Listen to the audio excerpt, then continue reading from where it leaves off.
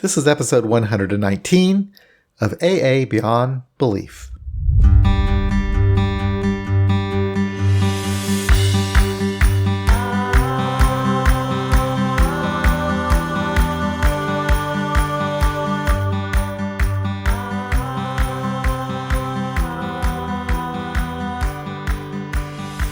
In this episode, Angela and I talk about the first step in the recovery process, which for many of us is whatever happened that caused us to escape the grip of denial, admit that we had a problem with alcohol, and seek help. Angela and I go into more detail about the step and the principles behind it, and we cover a few other topics along the way. So we're here to talk about step one. This is our first step of the series. You ready for this? Ready as I'll ever be, I guess. Well, where do we begin?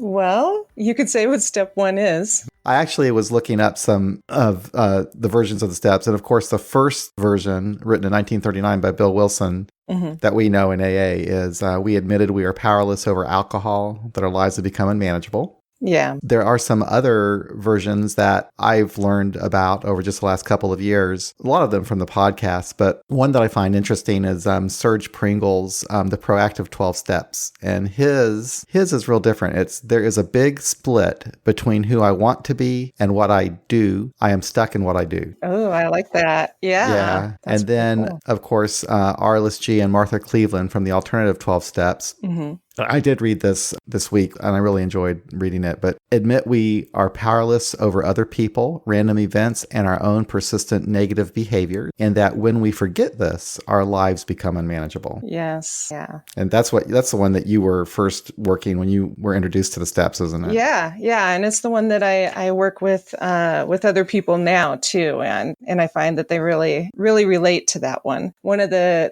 people that I'm working with right now is a woman who's a little bit older than I am, and she's been in the program for longer, but she moved to our area a few years ago and had moved away from meetings because she, just didn't relate anymore to a lot of the God language and stuff. And so then she found ours and started coming to it and asked me if I would take her through the steps the secular way. And so it's kind of cool going through the steps with her of somebody who's been in program for a long time and has worked through the steps before and has sponsored people and getting her perspective on, this take on it. And this is the main book that we're using. So yeah, it's kind of neat. With the alternative 12 steps, they say that the principles are insight and honesty. Were you aware of that when you first started working the steps? Was that told to you, or how did you first go through it? Well, the way I see it now, the way that I actually worked the step was twofold. One was not actually working it, but just from my life experience of reaching that point in life where I realized I had a problem with alcohol and I needed help. Now, when I reached out and got a sponsor, the way that we actually worked the step, of course, was reading the 12 and 12 and the big book. That's just what that group did. So I would meet with my sponsor and I would, highlight the book and learn different things. And what they stressed in the big book is powerlessness over alcohol, because it's an allergy, of course. Right. And powerlessness over alcohol, and so we read the doctor's opinion. We read more about alcoholism, I believe, were the two main chapters about step one.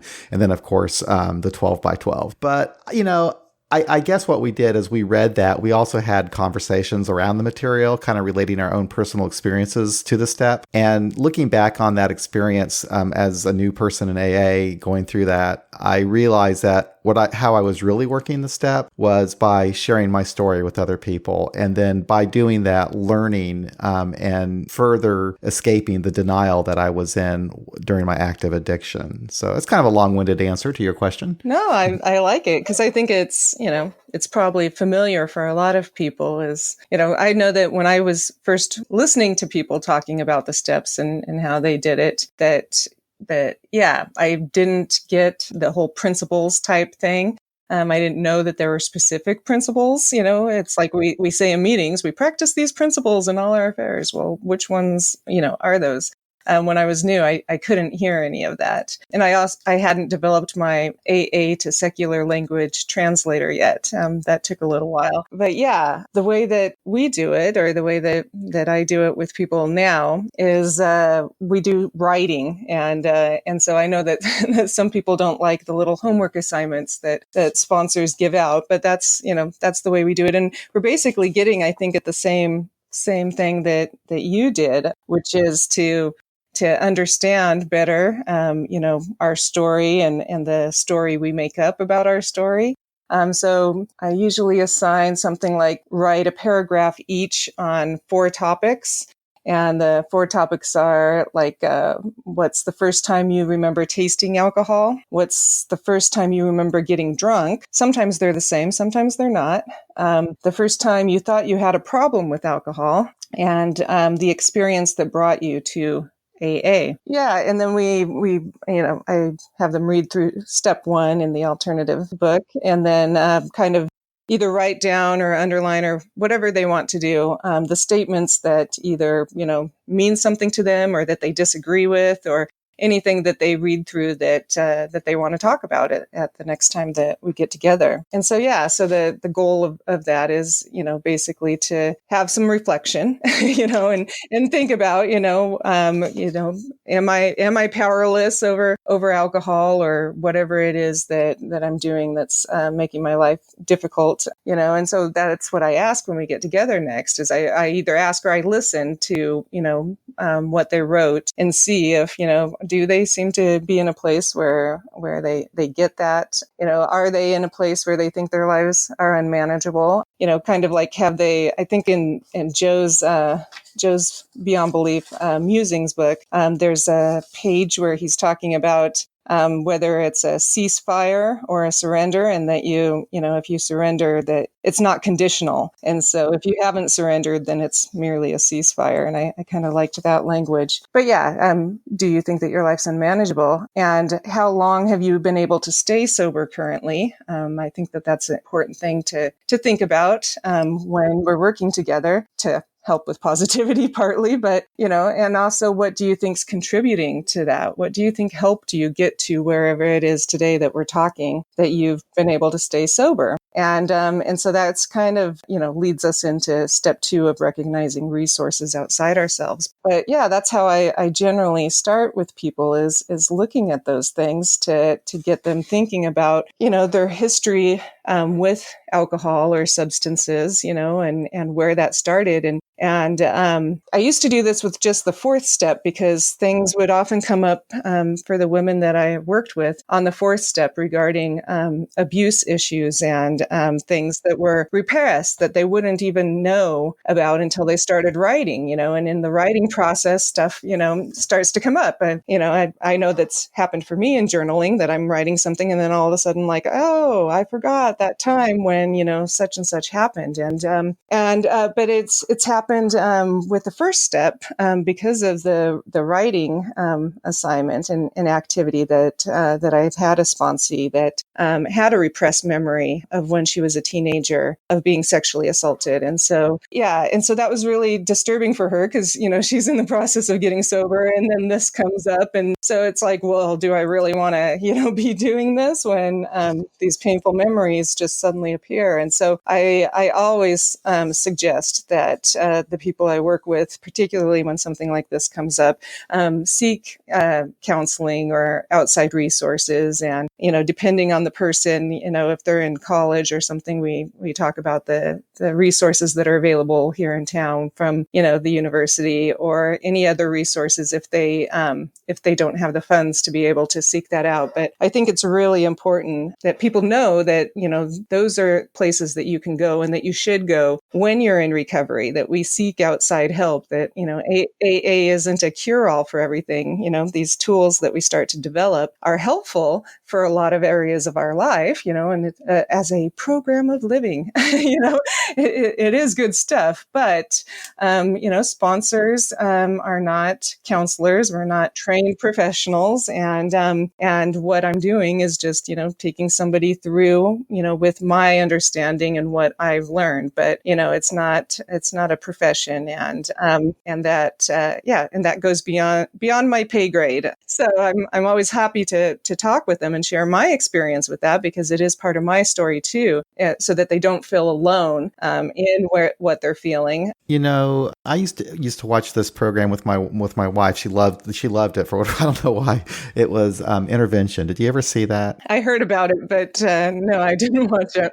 Yeah. Well, it was kind of interesting because they basically had these interventions with people that had addiction problems, and they did all kinds of drugs, alcohol, anything. Well, one thing that I noticed, a recurring theme, especially with the women that they featured, was a history of abuse, of sexual abuse in their past. I wonder if that is more common than not with women in recovery. Yeah, I don't have the numbers to say, but it's been my experience that the majority of women that I've spoken with and talked to, that it is part of their story, and a fair number of men too. And particularly the younger men that I know of seem to be more willing to talk about that a little bit, either privately or to each other, because I've had some that have heard my story and heard me talk about it, and so come up to me afterwards and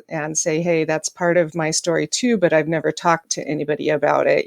Wow, that could be really traumatic. I can't even imagine dealing with that at the same time that you're coming to terms with your addiction. Right. Yeah. I think it can turn people away. I do know of one girl that I was sponsoring, and she had a friend that they were, meeting buddies when they were early on. And the friend had a different sponsor, and was working on the fourth step, and did have, I think I've mentioned before, that awful experience of her sponsor, suggesting that, what she was wearing was the reason that this, awful thing happened to her. And so, by the time that happened and I heard about it, it was too late. The girl was already out and drinking again, because, why not? Now she's had it confirmed to her by somebody who's sober that, that she had a fault in this. And so, I talk about it and talk about that experience so that people are aware. And I don't know that it was her sponsor had ill intent at all. I'm sure that she, thought that she was taking the girl through the steps and helping her. But, people need to be aware that that's not okay. And sometimes I assume that in the society we live in, that would be, known now not to say something like that. But it not always is. And so, it's up to me and anybody else who's aware of it to bring that to light.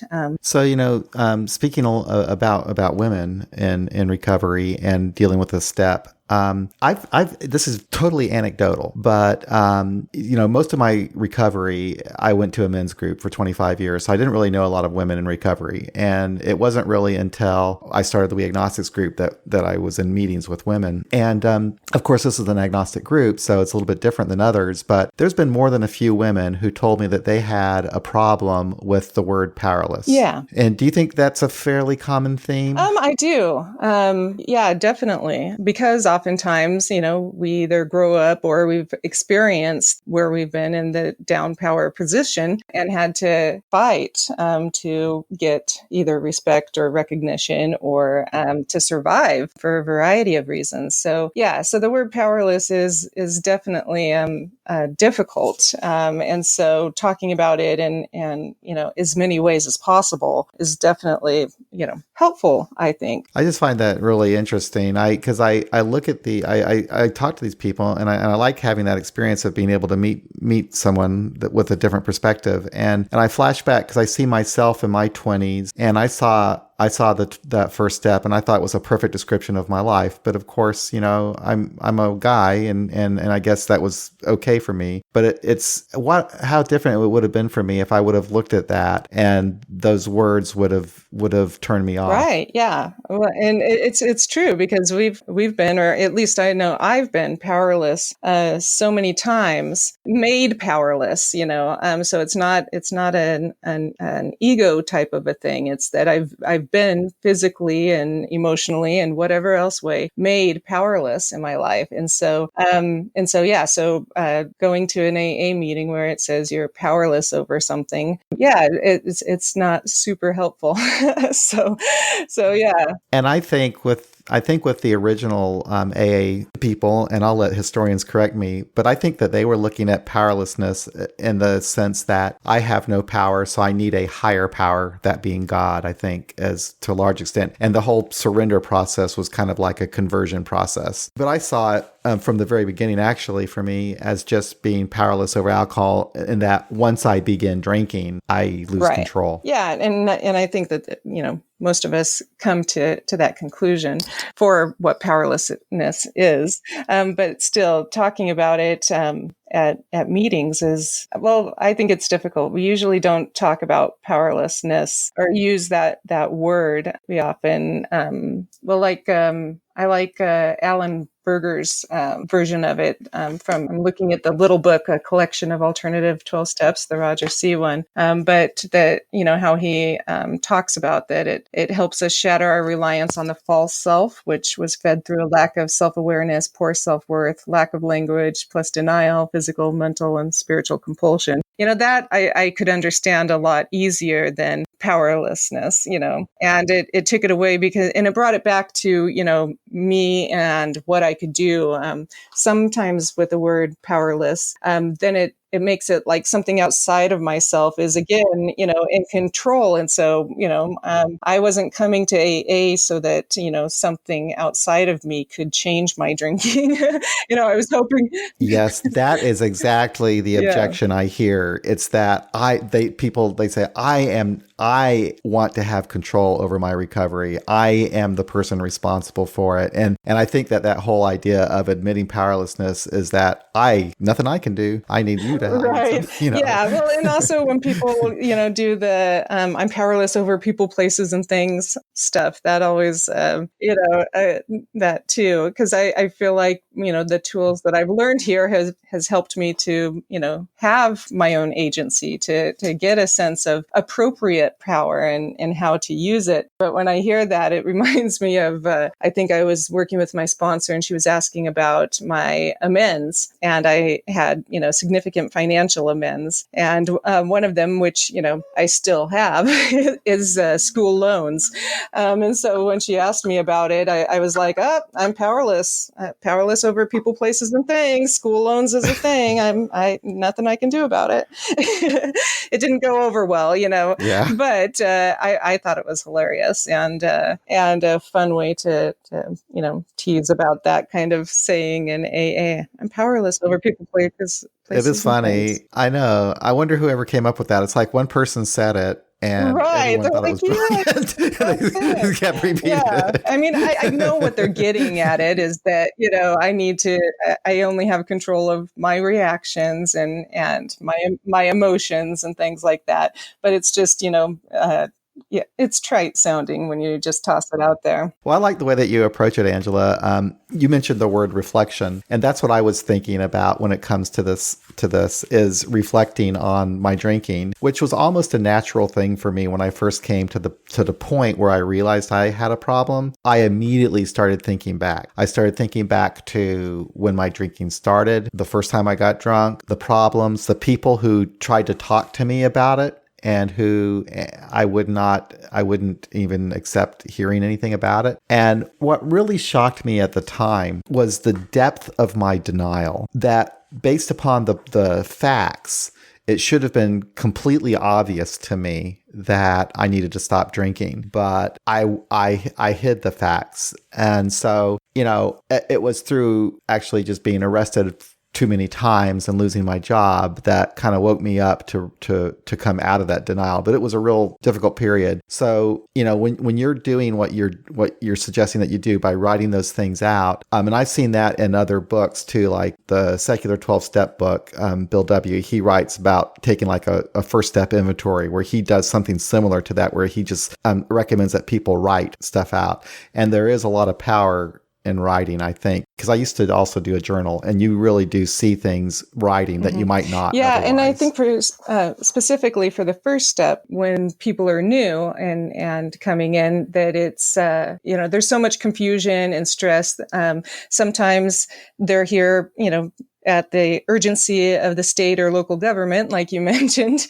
And so really thinking about, beyond their immediate circumstances about their drinking, can be difficult. And so by breaking it down into a couple of, small writing assignments, like, you don't have to write your entire life, just, a paragraph each, that gives them the permission or, the ability to sit down and think about it. And then when we write it, handwriting things, we have to slow our brains down quite a bit to be able to do that. And when you slow your brain down, then that allows for, the different part of your brain, the higher part or fast or slower part, to be able to really reflect on what your experience is. And that's why, repressed memories and things can come up, because you're slowing things down to really use the ability, the different part of your brain to write things. So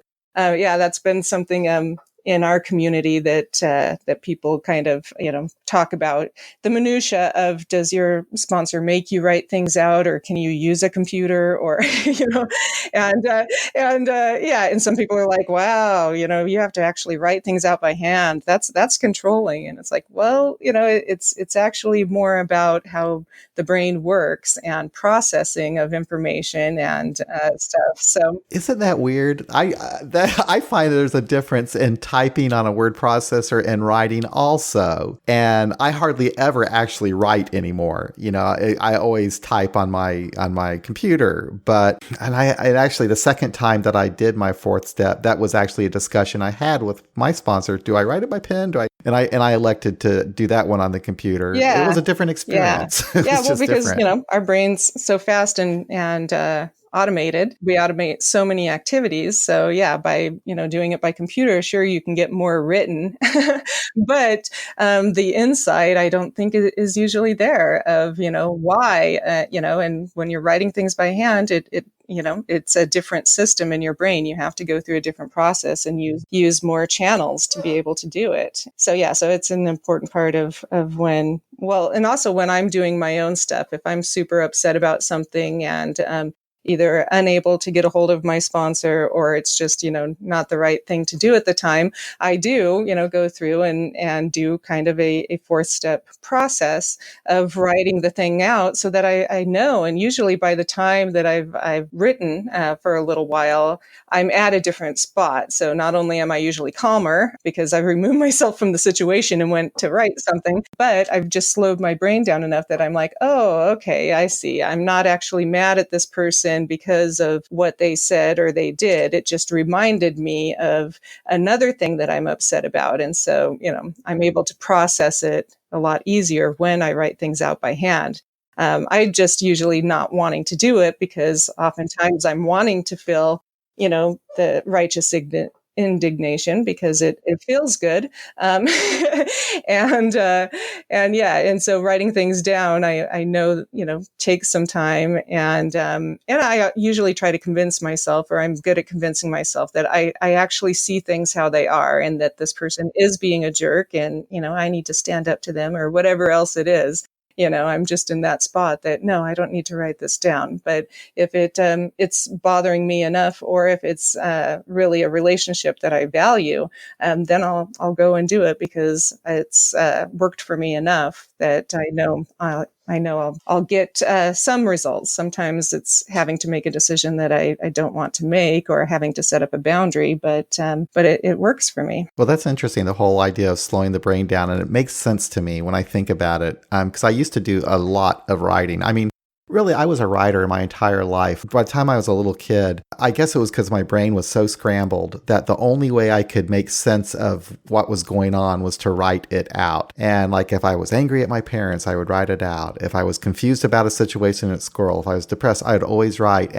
So looking back, those were always times in my life where I did slow my brain down and I did stop and think, and it was kind of a calming experience for me. I don't know, honestly, and maybe I'm not remembering right, but I don't really remember being angry writing by hand, although I have in anger typed out a email that I blasted out to somebody. I don't know if there's a difference there or not, but Yes, I think many of us have written an angry email, and and maybe that's the whole thing because your brain is going so fast when you're type. Oh, I'm so pissed off. Yes. I'm gonna email this guy. And you have to write him. If you have to actually write the guy a memo, you're probably not gonna. Well, and it's funny because I think that's so common to everyone. Whether they're in recovery or not. One of my sponsors thing for a while. She was going to this ecstatic dance type of a thing. She was recovering from breast cancer, and so she was trying all of these different somatic movements and different things to help her with that. And so she invited me to go, and that's not really my kind of thing, dancing, with a bunch of people to, kind of. Yeah, it's just not my thing. Anyway, but I was willing to go, to be supportive and I'm usually willing to try out, new ideas and things because, what's the worst that could happen is I don't like it and I don't go back. So I went to this thing and somebody was there, and asked for my email to sign in. And at this time I was still, I think, fairly early in recovery, maybe, well, not early, probably about 4 or 5 years. But I was still at that time having a hard time saying no to anybody for things. So if you ask for my email address, I'd put my little name down. Anyway, so I get on this email list for this group for Ecstatic Dance, and then I don't go to it anymore. But the leader of it, who is somebody who was very active in the meditation community and in the peace community and stuff like that, I get this email from her that's just scathing and yelling at me for selling her horrible house and not being honest about the problems with the house and all the different stuff that's gone wrong with the house, and and I'm a horrible person. And I guess the realtor had the same first initial, and my last name has 10 letters in it, and so I think the same last 6 letters. And so they had just on their email clicked what looked mostly right and sent it to me. And so so I had to laugh because I'm sure that I've done something similar. I know I've sent angry emails that I regretted. I'm not sure I sent any to the wrong person. Usually I sent it to the right person and still regretted it. So I had to, take a step back. I think I walked around the house for a minute and shared it with my partner and laughed and came back and said, I'm sorry that you feel that way. It sounds like a very difficult situation for you. And I definitely would talk to the person, but I'm not that person. I've never been a realtor. And, and they were so apologetic. Oh, and so embarrassed, and so, they wrote back and outlined how they were going to handle it differently. But definitely done that. So writing things out by hand can save you in a lot of ways. It can save you that embarrassment because it takes a lot longer to write things out, but then you'd have to, post it somehow. And anyway, it looks like we're kind of coming to a consensus that okay, so this is maybe I shouldn't assume this, but okay, like for myself, I'm thinking, okay, step 1 for me is a couple different things. It's the experience that I have, and it's reflecting on the experience to learn about the experience. And one way of doing that is through writing. And it's a process of getting honest and overcoming that denial. But I can also, after I kind of step back and look at that whole experience as it relates to alcohol, I can also relate that to other things that come up in my life, other problems. One of the things that I was reading before this was in Joe C's book. I think it was September 20th reflection. And one of the things he says that is in step one, we stop blaming others and stop making excuses for ourselves. Admitting our unmanageability may be taking the most personal responsibility we have accepted in a long time. And I think that there was some of that to my first step, because I had a lot of anger at society, for getting me there, and all of the different things that had caused me to seek out, because I know that when I came, I already had the insight that alcohol itself wasn't exactly my problem, that I had other things going, and that alcohol was just my most recent solution to my problem. That, I had tried food before for a long time, and that worked. And then I took that away from myself. And so alcohol then became my next solution. So I had a lot of things in life that I blamed for why I was here, my childhood and all that stuff. And I did need to work through that. Those were all very real things. It's not like I was falsely blaming somebody for my drinking. It's just that I wasn't taking the responsibility, which is a little bit different for it. And another thing I was reading in his book that really struck me was, I think it was February 16th. He talks about the therapist and author M. Scott Peck, who did the Road Less Traveled, and that he said that if stopping doesn't feel strange, we don't understand the depth of pain involved. In its major forms, giving up is the most painful of human experiences. And I thought about that too. And, it had been about a year of really suffering with my alcoholism and going through some pretty terrible, additional terrible things to get to the point of trying AA again. And when I did get into AA, it was because of being suicidal and calling the suicide hotline, and so that really spoke to me. And it's, speaking to me now too, because there are other things in life that, continue to come up. I think that's one of the things with step one, is that you have to, it's not like a zero sum, you're like, oh, yep, I surrendered. And, now everything is going to be good. It's like, you have to keep doing it with different things throughout your life. And it's still very hard for me to do in various circumstances, whether it's relationship or friendship or a job. I had several jobs in my life that I probably stayed longer than I should have, or, just kept trying and was not willing to surrender that it wasn't working. And so, so that kind of spoke to me of that, it really is painful to admit, that you can't do something on your own, and so then you come to AA and people are like, oh, you can do it, with God. And that was not something that I wanted to hear or that I accepted. I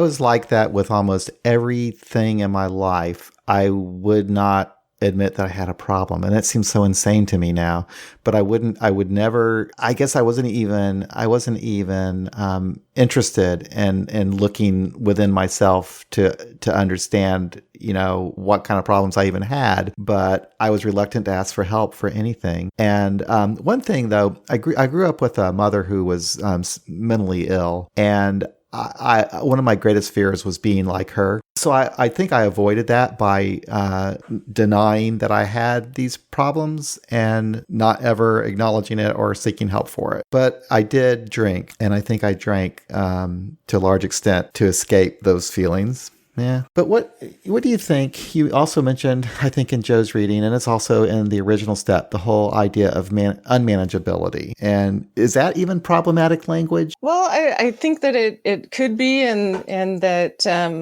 there's lots of management classes and tools that can help you, and they generally don't when you're alcoholic. But on the other hand, I think it's easier for a lot of us to see that things are unmanageable, and that most of us, don't come to an AA meeting because things are going great. It's a personal thing. And I think there's, levels to it, because particularly at our meeting, we have a lot of people who are well educated, who have advanced degrees, I'd say it's about half and half who've had trouble with the law because of it, because of their drinking. But yeah, from the outside, a lot of them their lives would not look like they're unmanageable, because they often still, have houses, and some of them still have relationships, and some of them have never been fired from a job. And so, when you talk about unmanageability, I think that can sometimes be, a way that some people can rationalize to themselves that maybe they don't have that serious of a problem, because, they haven't lost all of these things yet. For me, it was very obvious that my life was unmanageable. That's how I saw it too, actually, because I came through problems, so my life was a mess. So that's how I kind of saw that when I looked at that step, was my life's a mess. I can't. It's out of control. But I did have that feeling. But you're right. There are some people, and I've met many people like this, who have had successful careers and happy marriages, and everything seems to be wonderful, and yet they're alcoholics. So that the unmanageability might be more difficult for them to see. But back in my old traditional group, though, I think that they use that as a way of saying that they themselves can't manage their lives. They have to have a higher power to manage it for them. And so I don't have that view now. I just have the view that, my life, I had problems in my life, big time problems, and I still do. And it's, I guess, the way that I kind of learned from my whole experience in recovery is that when I do have a problem today, that the first thing I need to do to get out of it is to admit that I have the problem and get honest about it, and and come to terms with that. And I've had to do that with my career here. Not that many years ago, I was in a pretty bad place with my career and had to really get honest with myself about. Yeah, and I like in the secular book, towards the end of the first step reading, they talk about that our potential to heal is tied to our understanding of the following. 1, what is within our power. 2, what is beyond our power. And 3, where can we join with wider powers? And I really like that as far as thinking about manageability, because that's usually where I'm stuck when I'm dealing with something, is either I want to control it, and again, that I think that comes, where we were talking before about that being a common theme in both of our lives. I learned how to control things, or that I had to control certain things in order to survive my childhood. And so I learned how to manipulate adults, and how to either make myself small or invisible, or, how to navigate things. And so control, I didn't really think I had an issue with over control when I came in. Obviously, I couldn't stop drinking, so there was a problem there. But again, the idea of control or power, there was a problem there. And so when I think about the first step and the insight and the honesty is usually, what is within my power? What is going on right now that I don't find acceptable, and why is it that it's not acceptable to me? What's happening there that I think it should be different? And then, do I have the ability to make it different? Should I make it different, or is it that I just need to change my thinking about the issue? And I think that all falls within step 1 for me. I'm thinking too that if anybody is actually sitting down and even thinking about this idea of do they have a problem? Well, Right. That's already their first step right there, that they're even taking that, because otherwise they wouldn't. I mean, I drank for years without ever even stopping to think that. I mean, maybe if I thought about it just very briefly and dismissed the idea, but yeah, once you get to that point where. Right. Yeah. Well, and the problem may not actually be like alcoholism or, a disorder, whatever, the different terms are. Oftentimes I think if you're thinking about it, then there's definitely a problem. But if you're not sure if you should go to AA or something along those lines, I think, definitely seeking out a counselor would be helpful in that. I had a person that I sponsored for a while who's a good friend of mine now. And so this was probably like 10 years ago that she came in, and I worked with her for a little bit, and she drank again, and then her life kept getting bad, even when she wasn't drinking, but oftentimes it would start to go with it. But what she found when she got treatment and got a really good therapist and doctor and stuff is that she was actually in her 20s and suffering from rapid cycle bipolar, and had never been diagnosed before. And so once she started to get the proper therapy for that and the medications that helped her with that, she didn't drink unless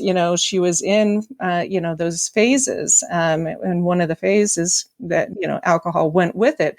But otherwise, she didn't have a problem with alcohol. She could have one with dinner with her husband, and she has for probably I think about 8 years now. And so so I wouldn't say that she's an alcoholic, but when she came in, she was calling herself an alcoholic because that's what we do, and she believed herself to be one. And I didn't know any different. If she thought she had a problem with alcohol, I was willing to help her. But as it turns out, and with hindsight, no, she isn't an alcoholic. She had another mental health issue, and when it got the proper treatment that it needed, she's doing well. It makes total sense. You know what? It makes complete sense to me, and I don't know why I never even thought that way. Because I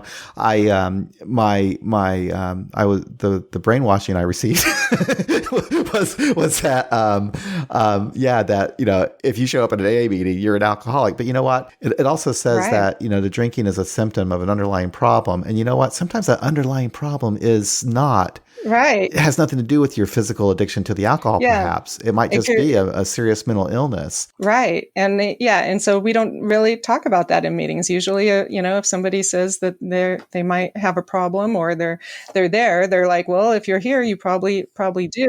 And it's like, well, these days, well, particularly these days, people are, with the internet and all of this stuff, people are seeking outside help. They're like, okay, I may have a problem. What's the free way for me to try to check? And so often AA is a first step of checking things out, and sometimes they don't, and I think you're posting a thing with Wally. One of the things Wally often says is that even if you don't have a problem with alcohol, AA's an okay place to be until you figure it out.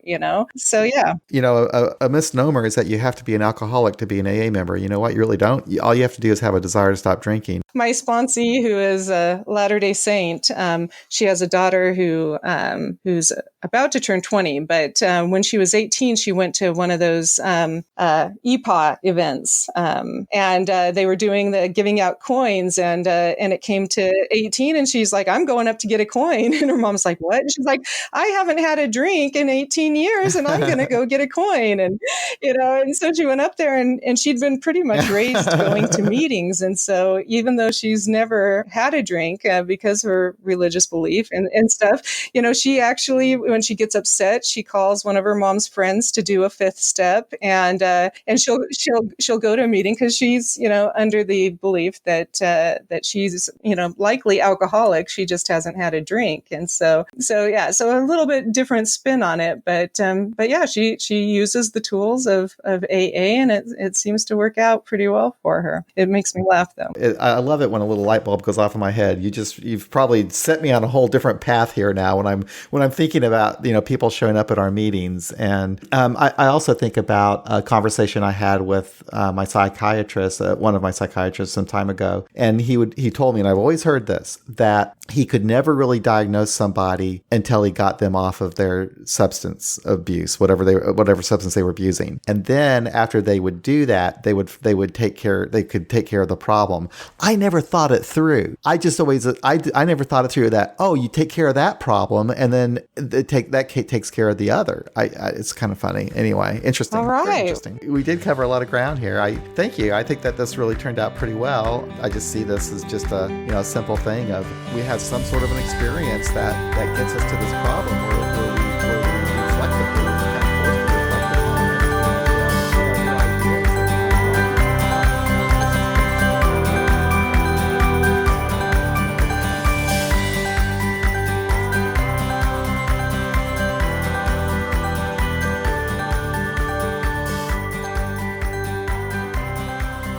that concludes another episode of AA Beyond Belief. Thank you for listening.